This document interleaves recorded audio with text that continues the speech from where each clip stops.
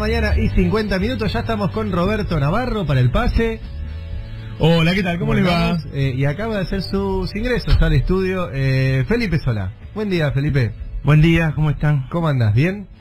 Bien, gracias, muy bien. Bueno, ¿querés que sume el dato ese? Sí, claro, teníamos... sí, salen dos datos que dándolos juntos dan una idea de lo que ocurrió estos años. Primero, junio es el mes de mayor fuga de divisas de la historia argentina.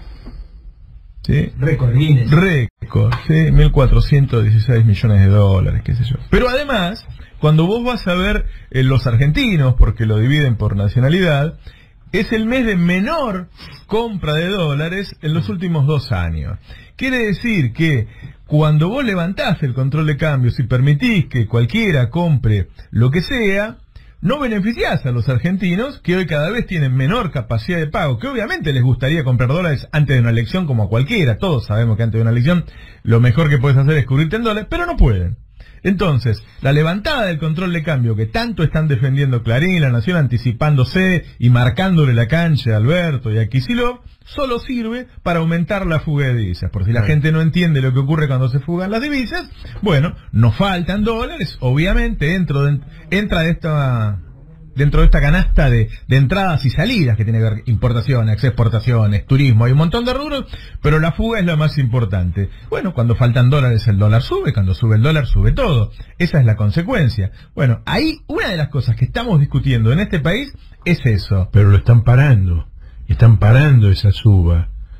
Están parando la suba, una serie de medidas, porque si el tipo quiere comprar, y vos le ofrecés, pero vos fíjate que con la tasa igual la fuga sigue, ¿sí? Lo que está ocurriendo acá y por qué no sube es que aparecen muchos compradores. Bueno, le vendemos más, le entregamos más, el FMI lo permite, no lo castiga incluso, ni siquiera tenés que pedirle un waiver. A precio subsidiado. A precio subsidiado, ahí está. Pero me parece un dato que marca mucho lo que pasó estos años, ¿no? Concentración del ingreso, esos pocos que concentran el ingreso lo fugan, y al resto, que pedía como un derecho humano comprar dólares, hoy no lo puede comprar. Ahora, ¿y qué posibilidad tiene? Porque, y ya también aprovecho para preguntarle a Felipe, está claro que si Alberto gana y asume el 10 de diciembre, lo primero es laburo y que la gente coma. Digo, ahí tenemos dos problemas, y lo ha dicho él también ahora. Para eso, esa canilla la tiene que cerrar. O sea, ¿qué posibilidad tiene de asumir y en los primeros días de diciembre decir, bueno, esta locura de que de fuga sistemática de dólares de la Argentina, bueno, cerramos la canilla? Pero al mismo tiempo ha dicho Alberto de que no va a haber cepo. Claro. Pero sí hay cosas en el medio, ¿no? Entre el cepo y... Parece absolutamente necesario e inevitable a la vez que exista por lo menos un primer acuerdo de 100 días.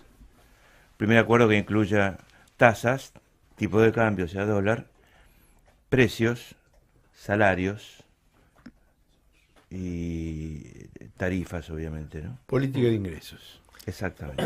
Política de ingresos, y ¿cómo es el acuerdo? El acuerdo es el acuerdo más amplio posible hasta donde el no acuerdo te impide llevar adelante un programa de gobierno, el primer paso del programa de gobierno. Es decir, el gobierno impone algunas condiciones para que haya acuerdo, ¿no es cierto? Pensando en estas soluciones intermedias entre la canilla totalmente abierta y el cepo, que ya sabemos que es una experiencia fallida, y viendo los datos que decía recién Roberto, ¿se puede pensar en poner restricciones para la compra de dólares a extranjeros y mantenerla abierta para argentinos, por ejemplo? Digo, es algo que yo no soy economista, acabo de escuchar este dato y diría, bueno, a lo mejor se le puede permitir a los argentinos comprar todas las dólares que puedan. Preguntarle a Morgan Stanley.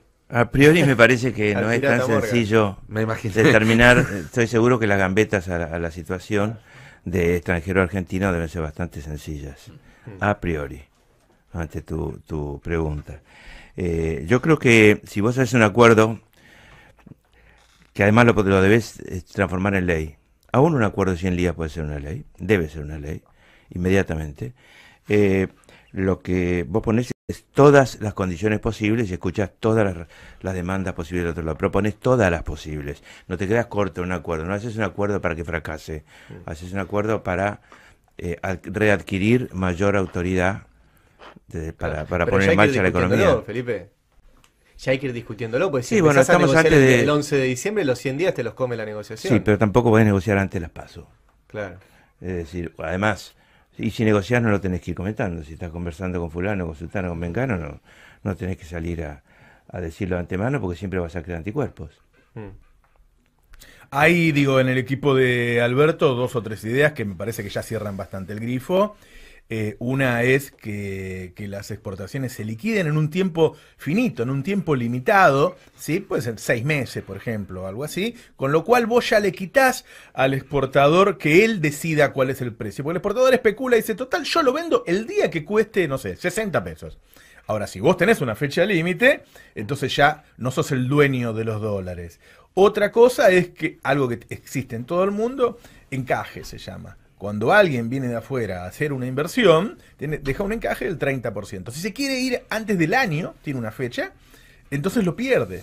Entonces no puede haber una corrida, no puede haber una puerta 12, como nos ha ocurrido tantas veces. Y lo otro es ponerle un límite racional a la compra. En la época de Néstor Kirchner creo que eran $2 millones, algo así. Por mes. Por mes. Por Sí, mes, sí, por mes. por mes. ¿Sí? Bueno, Sí, por mes, está bien. Nadie puede decir que ahorra más de $2 millones. Bueno, qué sé yo. Ya es otra cosa, ¿no? Me encantaría. Esas son las medidas que tenés que tener en el bolsillo inmediatamente si el pacto no avanza muy rápido. Claro. Tal vez tengas que imponerlas antes de un pacto. Eso se verá. Yo no soy el más indicado para decirlo. No, pero indudablemente la además, limitación al Felipe, ingreso es fundamental. Digamos, la idea del pacto en abstracto es una muy simpática idea. Ahora, ¿con quién? ¿Quiénes negociarían? ¿Quiénes participarían en ese pacto? Aquellos que entiendan que, digamos, que pueden perder si no hay pacto, ¿no? Me refiero a aquellos que tengan poder y que tengan poder de influencia, que entiendan que pueden perder si no hay pacto. Estamos hablando de empresarios. Absolutamente. Absolutamente. De empresarios que hoy son empresarios muy heterogéneos, pero sobre todo hay un núcleo empresario concentrado que tiene una doble influencia económica y pedagógica. Hoy hablamos a través de los más temprano medios. con José Ortubey, ¿sí? Con uno de los hermanos Ortubey, el que está en la UIA, el que se dedica a empresario. Y él dice, primero me sorprendió que está en el grupo de WhatsApp el hombre. Entonces no sabíamos, le preguntamos, bueno, y entonces ese grupo de WhatsApp son todos apoyan a Mauricio Macri, y dijo, no, yo estoy en el grupo de WhatsApp y no apoyo al gobierno, cosa que me sorprendió porque siempre se lo presenta como el grupo de apoyo orgánico de los empresarios, pero además nos sorprendió que dijo, no tiene que haber reducción de derechos, y que la discusión no puede pasar por la flexibilización de las indemnizaciones, y que, o sea, como alguien que se podría sentar en esa mesa, un empresario. Después él hablaba en términos individuales, nunca de la UIA, nunca del resto. Mira, es innegociable que exista una reforma laboral y mucho más aún, diría yo, una previsional, tal cual se plantea. Eso no es negociable. Es posible que en el futuro algunas ramas... Quiere decir que no es aceptable. Exactamente, no es negociable por el gobierno. Lo que, a lo mejor lo dije al revés, lo que me parece es que en el futuro en el futuro, cuando vos tengas una economía que empieza a aparecer una economía y a tener crecimiento, algunas ramas laborales en forma paritaria, sentados patrones y trabajadores, podrán revisar alguna flexibilización laboral en su sector. Y no con intervención del Estado previa, sino con intervención del Estado posterior.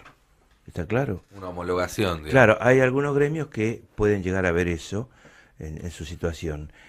Me refiero a gremios que tienen salarios más bien altos, ¿no? Sí, de hecho, más del 70% de los convenios de trabajo se modificaron del 2003 hasta acá. Con lo cual existe ese mecanismo ya y se ha aplicado en más de la mitad de las ramas, en una amplia mayoría de las ramas. Es algo que sucede permanentemente. No hay que plantearlo como una gran revolución del trabajo, sino que es la evolución más bien de las relaciones entre distintos sectores en un mundo que... Pero hay rapidación. Es decir, rapidación en el sentido de que las tasas de cambio del cambio tecnológico se aceleran. Sí, claro.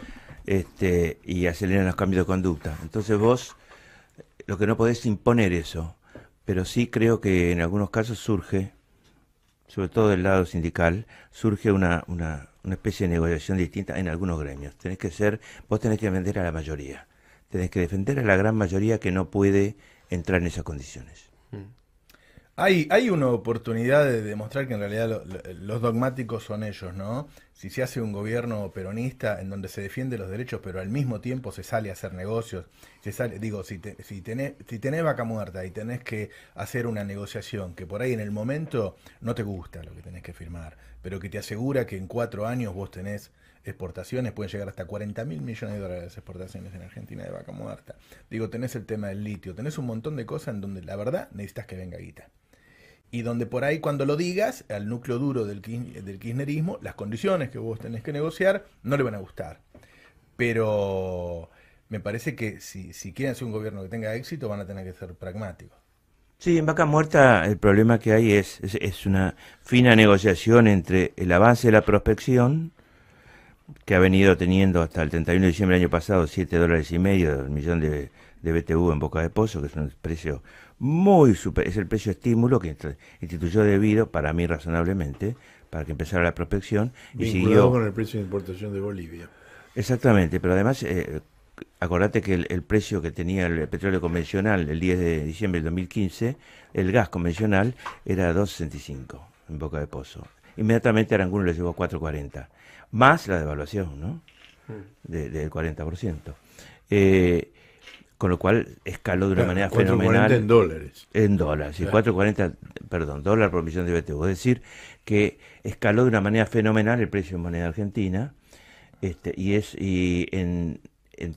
de diciembre del 2015 hasta el 31 de diciembre del 2018, la transferencia por encima de los 2.65 que se pagaban, todo lo que se pagó por encima de eso, en esos 3 años, fueron 11.300 millones de dólares. De renta extraordinaria. Sí. De esos 11.300 millones de dólares, unos 1.050, etcétera, tienen el justificativo de vaca muerta. Es decir, eran los $7.50 que ya venían aplicándose desde la época de los últimos 2 años del gobierno de Cristina Kirchner. El resto es absolutamente una estafa energética al pueblo argentino, porque no salió tanto el subsidio, salió del bolsillo. Enseguida aumentó el gas, y al aumentar el gas, aumentaron las usinas térmicas de electricidad. Al aumentar las usinas térmicas, las otras, en lugar de competir, como el precio es un precio regulado, el precio de la electricidad, no lo dejan competir porque para bien de ellos, inmediatamente aumenta la electricidad, por supuesto, ¿no? Que son la misma empresa igual. Sí, O sea, hay muchos que son, todo lo tiene, hay muchos que son en es todo conjunto, pero papelogía. hay una cosa que es importante. Cuando se habla de ponerle plata en el bolsillo a la gente, esa frase que aterroriza tanto a aquellos que piensan que el populismo es sencillamente eso, y no hay nada más que eso, como si fuera poner la máquina a hacer guita y darle la plata a la gente, esa imagen absurda. Hay que entender que aumentar el salario real es para las tarifas, es desdolarizar las tarifas. Aumentar el salario real es lo que anunció Alberto respecto de los remedios, del PAM y los remedios, es decir, la compra de remedios, que son los 19.200 millones de pesos por año. ¿Se puede hacer eso? Son 10 días de intereses a la LELIC. O sea, es una decisión. Claro que se puede hacer, por supuesto. El tema es quién gana y quién pierde. Por supuesto, pero es un aumento del salario real, si es de jubilación en este caso, ¿no? De la misma manera que te metes con las tarifas, estás aumentando el salario real. Y estás mejorando la posición de pymes y de empresas en general, no solo pymes, también grandes, de manera tal que le bajás lo peor de todo, lo peor que ha ocurrido estos años, que es el aumento del costo fijo, para vivir o para producir. ¿Estás optimista o pesimista con la campaña? ¿O neutral? Estoy optimista con los argentinas y argentinos. O voy a decirlo a la antigua, con los argentinos. Sí. Les argentines. No, los argentinos. Estoy optimista con los argentinos y su capacidad de reacción. Y creo que hay un mejoramiento cualitativo muy importante en Alberto Fernández. Ya no está teniendo que explicar quién es. Ya terminó esa etapa y ahora está mostrando quién es. Y hay muchas cosas que mejorar y bueno, en el medio de la batalla no te pones a hacer un planteo teórico como si estuvieras en West Point. Felipe, vos que sos uno de los tipos que mejor conoce la provincia de Buenos Aires, explícanos un poco. Es una leyenda, sí. Axel Kicillof. El efecto Kicillof. Kicillof es un rockstar, es una combinación de una fuertísima formación económica, una enorme capacidad, una intuición política muy grande, una adaptación al medio muy notable, la capacidad de adaptarse al medio, que debe ser la mejor condición que puede tener un hombre que quiere representar, ¿no? Un político, y después una empatía personal, Kicillof es muy sociable y muy simpático. Era común a las 3 de la mañana en una aburridísima sesión de diputados, supongamos, que no eran todas muy aburridas, pero supongamos una muy aburrida, ver de golpe esos diputados que se paran a conversar y ver del lado de Cambiemos un grupo redondo. Y entonces yo decía, ¿qué hacen este Crown? Y iba a mirar y en el medio estaba el petizo. Es decir, Bueno, tiene una ¿Estaba sociabilidad. contando un chiste? ¿Qué estaba? No. Está Es explicando atractivo, algo. empieza a explicar algo y vienen. La he visto cruzar a Alita Carrió, hablar exclusivamente con él y volverse en plena pelea con todo lo que le rodeaban a Kicillof y contra ella. Fue muy impresionante desde su primera aparición pública, que fue en el Congreso, en una sesión de comisiones, en la cual fue a explicar la expropiación de YPF. Tuvo un rating descomunal en todos los canales de noticias. Él no sabía que se estaba transmitiendo. La esposa le avisó, porque él se sorprendió, porque la esposa le hizo un comentario: hiciste esto, hiciste aquello, y él dijo, ¿cómo sabes? Y te estoy viendo. Y fue tan grande el impacto que ese sábado un duro como Roberto García, en su columna de Perfil, dice, este puede ser candidato a presidente del kirchnerismo. Después de su primera aparición. ¿Año? Y expropiación de YPF, que fue año 12. Año 12. Sí. Sí, desde el primer momento que apareció, transmitió una cosa distinta. Muy, muy fuerte.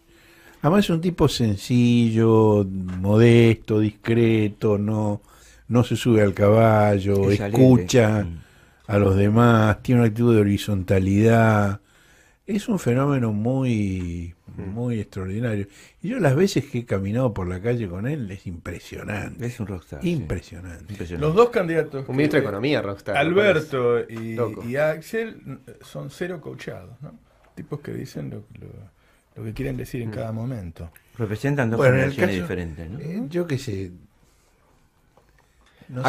No sé si eso es una pura virtud. No. Axel taxativamente en su libro dice que él está en contra del marketing político, del coacheo, o sea, lo dice en el libro que sacó ahora. ¿Y ahora qué? ¿Se llama? En defensa del com- coacheo. A ver. Perdón, porque soy un interrumpidor serial.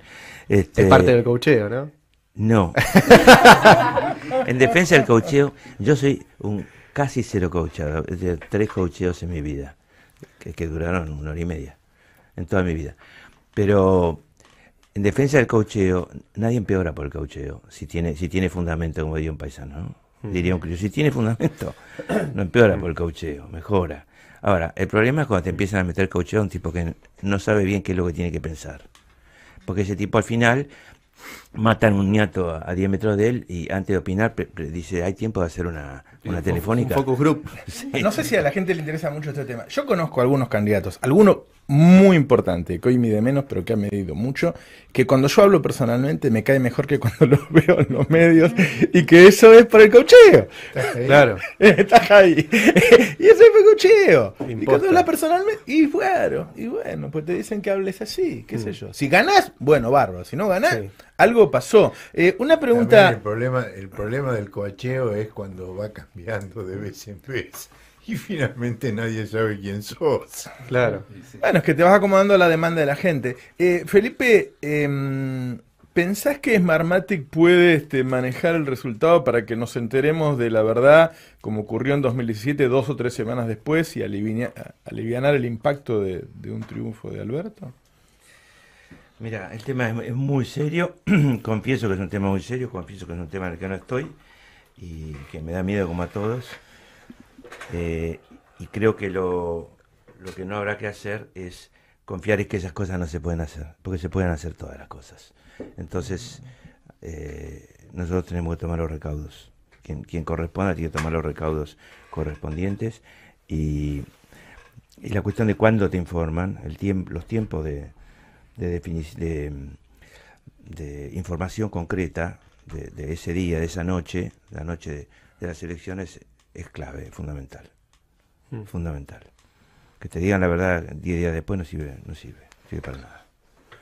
Incluso el tiene provisorio. otros tiempos, tiene tiempos mucho más veloces. Claro, incluso siendo el escrutinio provisorio, pues la excusa del gobierno es bueno, es el provisorio, entonces igual después se cuenta. Pero anda a decirle a un presidente que no ganó, cuando en el prime time del domingo dice que ganó. Bueno, acuérdense del festejo de las PASO, creo que fue. Esteban con las Bullrich, PASO, Esteban sí. Bullrich, 2017. Sí, Ya ganamos, claro. listos. Cierren las ventanillas, dejen de contar por un tiempo y después, bueno, se verá. Y ahí, bueno, el recuerdo lo tengo perfecto porque era muy difícil no enojarse y lo que había que hacer era no enojarse. No enojarse y pensar, no, está bien, o habrá empate o ganamos por uno, perdimos por uno, esperemos. Pero era muy difícil porque era una burla. Ahora, lo que después con el diario El Lunes se vio era que era una forma de provocación fenomenal que había que evitar. Lo que es evidente ahora que están preparando trampas. Eso es indudable, eso es indudable. Hablan de transparencia y no te dan un dato.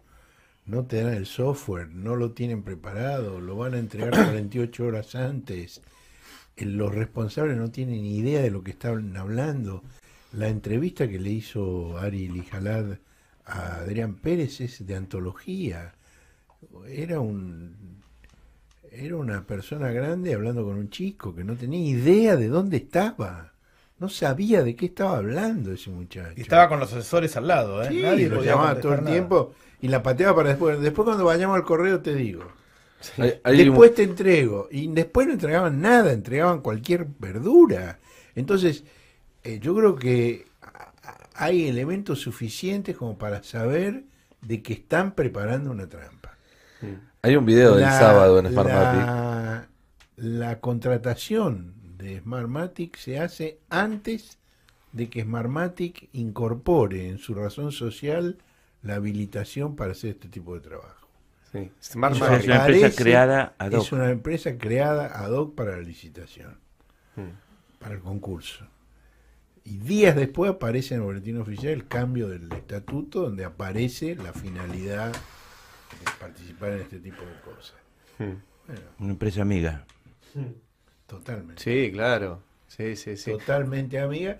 Y, digamos, hay un personaje clave que está escondido, que es Tulio. Estaba el sábado dando vueltas el por ahí. exdirector nacional electoral, que ahora está escondido en el correo. Claro. Él en el su correo momento era el vínculo oficial. con Indra. Hay una gran confusión entre el correo argentino y el correo oficial. Permanentemente se confunden, porque el correo argentino hay dos. Hay el correo argentino reestatizado por incumplimiento de los compromisos de la empresa de los Macri, y está el correo argentino privado residual de los Macri. Sí. Entonces yo creo que para entendernos mejor vale mejor hablar de correo oficial que de correo argentino. Tulio estaba por ahí el Y sábado. Tulio está Sí. manejando todo esto en el correo oficial, Sí. pero lo tienen escondido. Y Lo es el tienen que escondido sabe. porque se sabe que es un hombre con uñas largas. Si no podés explicar algo, estás en algo debe ser totalmente público, estás en problemas. Algo hay. Algo raro hay si no lo puedes explicar. Y más una elección, que debería ser lo más transparente Sí. de todo. Yo no puedo comentar esto, tengo que alertar y estar y saber y ojalá poder sentarme acá y decir, bueno, estamos haciendo esto y esto.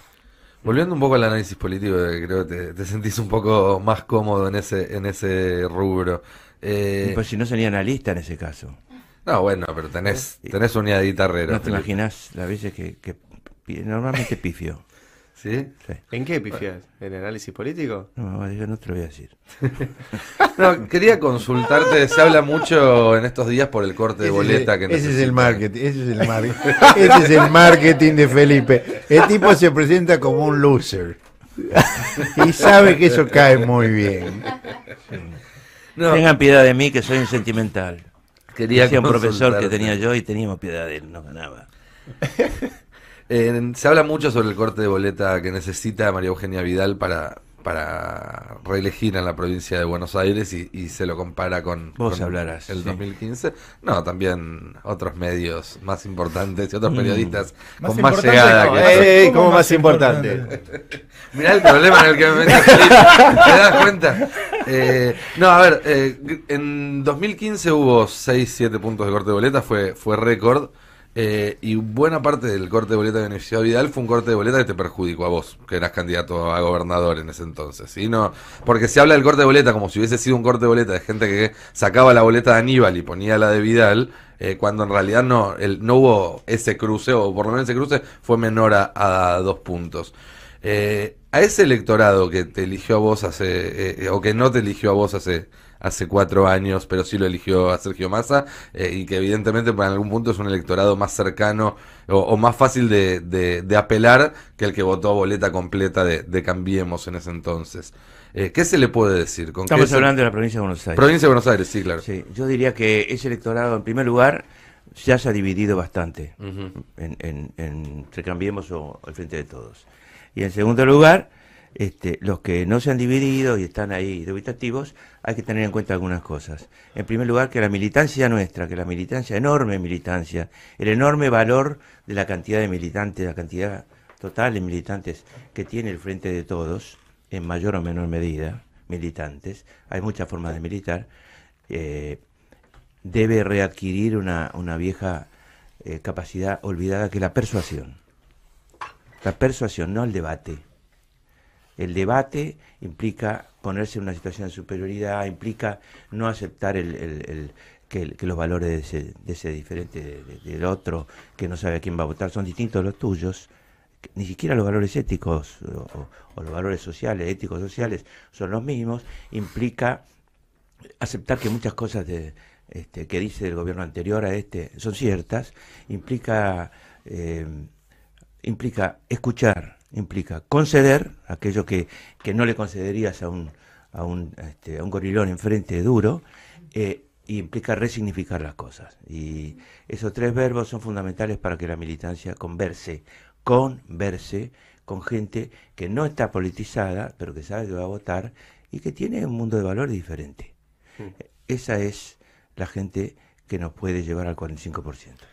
Como parte de esa estrategia es lo que se está haciendo en Ciudad de Buenos Aires, llamar a una fórmula que es outsider de la política y hablarle por ahí a ese público del que hablas y que hay que resignificar. La Ciudad de Buenos Aires siempre fue muy compleja y bueno, Dios dirá si dimos con la fórmula. Yo no fui el que la elegí, pero tampoco dije... De eso vamos a opinar después de la elección. Sí, de eso vamos a opinar con total autoridad después de la elección. Pero estoy hablándole al que nos está escuchando, al militante que nos está escuchando, y que sepa que ser militante no es ir a la mañana o a la tarde o a la noche a la zona de confort. Hay que salir, digamos, vos podés estar a la defensa, ser un defensor, y tener la pelota del lado de la defensa y tratar de pasar a los delanteros, o podés estar en la delantera esperando que te llegue y buscando tu habilidad. El tema es quién recupera la pelota en el mediocampo, donde está dividida. Ahí donde está la pelota dividida, donde no hay zona de confort, bueno, ahí es donde necesitamos que actúen los militantes. Recuperar la pelota, ¿qué es? Es recuperar la confianza con aquel que no está con vos. Es difícil igual persuadir, porque vos lo persuadís una vez y lo persuaden todo el día del otro lado. Sí, pero el torpedeo de los medios, y si querés también de las redes, actúa sobre una base. Actúa sobre una base sobre un ideario, sobre una historia. No es aceptado pasivamente, es aceptado críticamente. O sea, vos tenés que persuadir entonces, en esa base. La idea de que el medio lo puede todo no es cierto. Muchas veces hemos dicho le ganamos a los medios. Algunos dijo le ganamos a los medios. Le gané a los medios. Y otras veces hemos dicho cuando los teníamos a favor, perdimos. Los teníamos en contra, ganamos. Y entonces, fuera de broma, si le concedes todo a los medios de entrada, estás perdido. Lo primero que hay que hacer ante una batalla es saber que el otro le va a doler igual que a vos. Si no, preguntar a Manny Pacquiao. Entonces, la verdad es que lo que a mí me parece es que hay que recuperar la capacidad de conversar, no desde un lugar superior de la militancia, con el que no es militante y ni siquiera está politizado y va a votar y tiene tantos problemas y bolonquis como cualquiera. Sí. Recuperar la capacidad de conversar, de escucharlo y de conceder, porque vos, aún escuchando cosas que son ciertas de otras cosas que no le vas a conceder en un debate político en serio, porque es como ceder banderas, arriar banderas. Entonces, conceder y resignificar, que es una palabra más complicada, pero que quiere decir, conversemos de nuevo sobre la realidad y la posibilidad de cambiar la realidad. Un poco parece, ¿no? Porque la realidad también opera las 24 horas, ¿no? No solo los medios. Y la realidad en ese sentido, los que queremos persuadir, juegan en favor nuestro, ¿no? El otro dato que quería acercarles hoy, es que el consumo cayó en junio un 9% y es la peor caída del año. Interanual. Y eso es un dato fundamental porque ese rebote que se esperaba para el momento de las elecciones, lejos de darse, este es un dato de Kantar, que es la empresa multinacional que mide volúmenes de ventas en todo el mundo, la más prestigiosa, no es una empresa argentina, no tiene ningún tipo de ideología, es muy profesional. La caída de junio es mayor que la caída de mayo y la caída de abril, que habían sido del 5 y 7 puntos, es decir, cayó 5 puntos en abril, 7 puntos en mayo y 9 puntos en junio. Y un dato más, hasta ahora todas las interanuales eran comparadas contra la época buena del año pasado. Sí.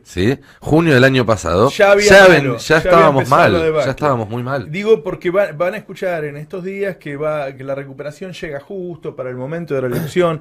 Por lo menos por ahora no solo no se verificó, sino que viene empeorando. Y yo te agregaría un dato. Me parece natural que eso ocurra. Pero hay un aumento de la mensual respecto del mes anterior. ¿De Kantar? No. Kantar da caída interanual. En el consumo de shopping. Ese es el dato del INDEC. Pero también cae, Ese es el dato del INDEC, Horacio. Cae más. Cae la interanual, pero ha habido una mejoría. Cae la interanual. Ese es el dato del INDEC. Cae 2 dígitos. Ese es el dato del INDEC que solamente te toma por separado, supermercado o shopping. Kantar te toma todo el consumo, desde la compra de un auto hasta la compra de un litro de leche. ¿Sí? Y digo, me parece natural que esto ocurra porque el sector de la población que tiene capacidad de consumo se guarda antes de una elección. Ahora, eso tiene un efecto en términos de empleo y de deterioro del resto de la sociedad. Cuando esa parte que tiene poder de consumo además se guarda, entonces estamos llegando a la elección en el peor momento de consumo. ¿Sí? En general se piensa que la gente vota por consumo o empleo fundamentalmente. Bueno, le cayó mal la taba. Fíjate que ayer Vidal... A mí me sorprendió este dato, sabía que iba a empeorar, pero no tanto. Fíjate que ayer Vidal dijo, cuando estas políticas, refiriéndose a las que aplica el gobierno, tengan efecto, nuestros hijos van a conseguir trabajo de calidad. Pasaron del segundo semestre a la segunda generación. Claro. Sí, en 4 años pasaron de 6 meses a 20 años. Un salto disruptivo en la historia. Sí. Pero habría que preguntarle cuál es el sector que se está preparando para eso, que den un poquito más de datos, que la repregunta sea, bueno, y contame, ¿y cuál es ese sector en el que estamos trabajando y que nos va a dar empleo de calidad? Porque yo no veo ninguno. No, el dato es tremendo. Me parece muy importante que reafirmemos que la modificación de la actividad económica, que el crecimiento económico, el crecimiento de las transacciones, etcétera, es algo que sí se puede generar rápidamente, vía ingreso, vía política de ingresos que hablamos hoy. Se puede generar rápidamente. Después, cómo lo rumbeás y cómo lo seguís es un temón, ¿no? Y es un tema importantísimo, etcétera. Pero que la gente sepa que se puede cambiar esto, no porque somos mucho más iluminados y vamos a proceder como Macri, que pensó, estos son los tarados que no entienden nada, llegamos nosotros, que somos todos CEOs, y hablamos bien un inglés financiero, no cualquier inglés, y arreglamos las cosas con solo estar, con solo pensar distinto. Esa es una idea absurda. Ahora están con solo Starmatic. Smart Macri, dicen también por ahí. Me parece que es importante que se sepa que lo podemos hacer porque entendemos la política de la política económica y que la entendemos mucho mejor que ellos y estamos más capacitados que ellos para manejar. Hay un antecedente en el año 9, ¿no? Hay un antecedente después de la crisis del 8. Después del subprime. Sí, el año 9. De la recuperación. Un crecimiento del 9% en el año 9. Muy fuerte. Muy fuerte. No sé qué pasó en el 10, después se mantuvo, cayó un poco y en el 11 volvió a subir. No, los años fuertes fueron el 10 y el 11. Claro. En el 9 hubo caída como efecto. No, al revés, claro, no en el 9 sino en el 10. Sí. Y el 11 fue el récord histórico. La subprime es una crisis. La crisis del 2008 es una crisis mundial de la que la verdad no se ha salido todavía. La idea de que terminó la crisis no está en ningún lugar. De hecho, todo lo que es Brexit y demás son todo coletazos derivado del cambio del mundo en el 2008, que empezó ahí en Lehman Brothers, pero siguió y de ahí, si todo tiene que ver con todo, podemos explicar una gran cantidad hasta la aparición de nacionalismos, etcétera, ¿no? Bueno, amigos, son las 10:25. Si nos hemos quedado en esta buena charla con Felipe Solá, nos vamos a ir retirando. Los habla consecuencias, le damos paso a los Navarro 2019. Lo veo también por ahí a Rechimusi, ¿sí? Ayer... No es Rechimusi, es el padre de Feynman. Ah, el padre de Feynman. La madre, perdón. La madre de Feynman. La mamá. Sí, viste que se enojó con Feynman. Está muy enojada la mamá de Feynman con Feynman. Que te cuente lo que nos pasó ayer en el subte. Nos encontramos en el subte, lleno, apretados. ¿Con la mamá de Feynman? Sí, y nos miraron mal. ¿En serio? Sí. Bueno, amigos, estuvo Nico Esquivel en la operación técnica, así en nuestras redes, a cargo de Marianela, Ego y Agustina Santoro, la producción, como siempre, Ezequiel Leone y el Chapu Laposky. Le mandamos un beso grande a @TanoProductor, que se tomó un breve descanso. Nosotros mañana a las 7 de la mañana hacemos Habrá Consecuencias. Sigan con Navarro 2019. Chau.